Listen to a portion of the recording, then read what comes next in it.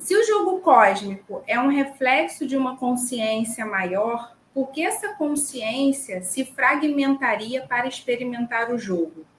Existe um propósito além da expansão ou é um processo cíclico de início, sem início e fim? Conseguiu entender? Penso que sim. Então vamos lá. Primeiro, cumprimentar todos os nossos irmãos e irmãs que estão aí vinculados aí nesse nosso circuito de reflexão.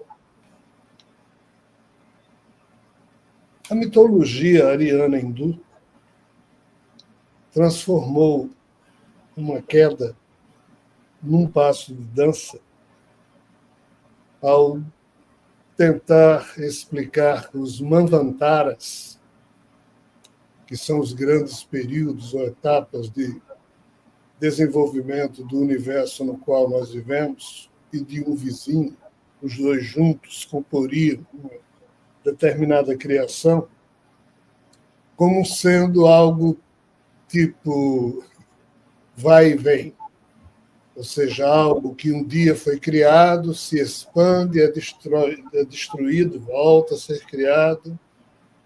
Mas, assim,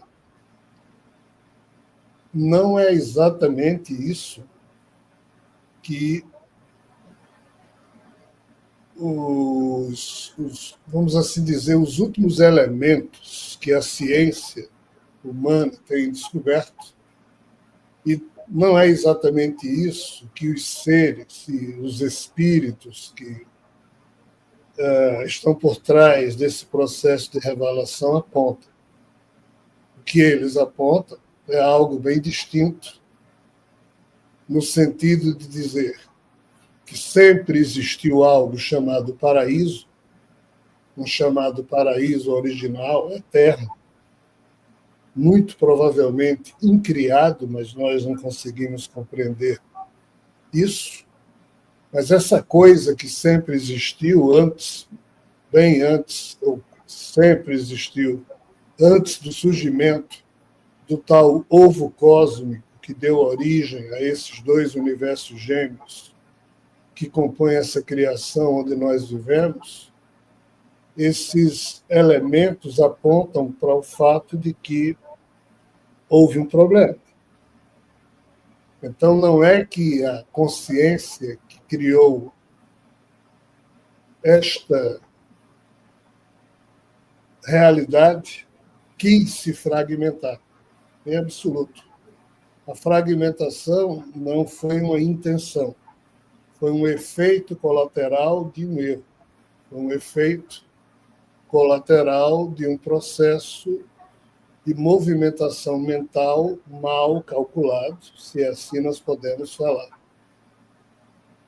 Então, devido a essa fragmentação, representar exatamente a mente do Criador que existia antes do problema, o que hoje nós observamos como sendo essa coisa fragmentada, um dia, tudo isso esteve unido na mente de um ser.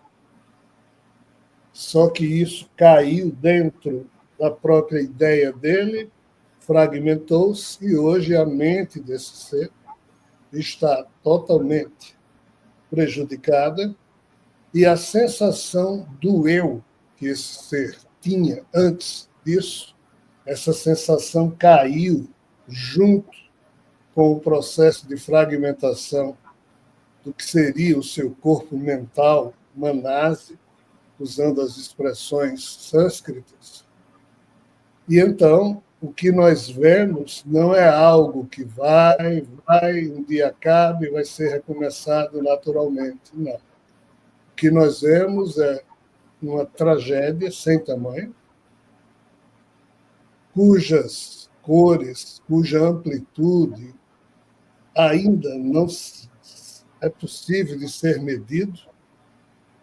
Esse conjunto de problemas só poderá ser equacionado daqui ainda a alguns milhões de anos, quando esse universo vizinho colapsar e tudo ficar resumido a esse nosso universo.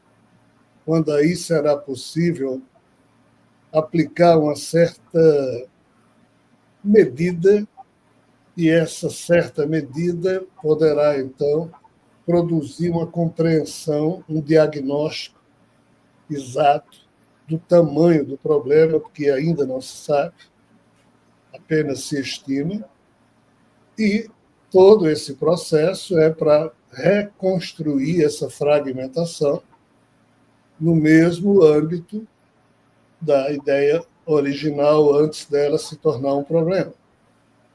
Isso porque no paraíso, onde esse ser reside, a permanência de parte dele no paraíso após a fragmentação é uma espécie de cancro, de câncer, para um sistema operacional que funciona de maneira, entre aspas, perfeita ou quase perfeita.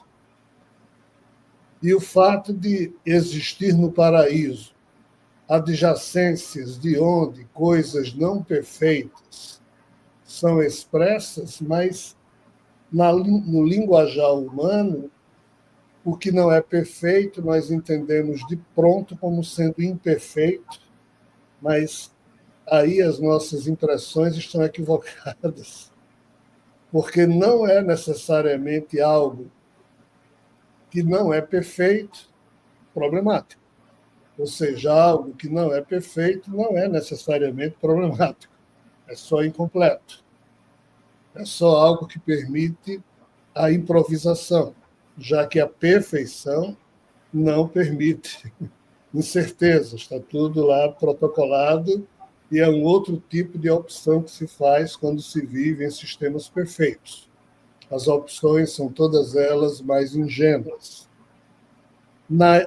Naquilo que não é perfeito, surge a imprevisibilidade, e isso não necessariamente é um problema.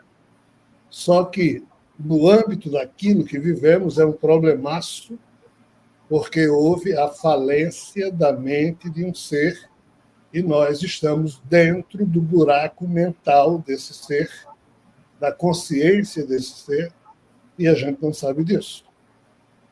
Então, essa fragmentação, só para a gente entender, não foi um produto, ou uma intenção, ou um plano, ou uma estratégia. É um efeito colateral de algo terrível que aconteceu.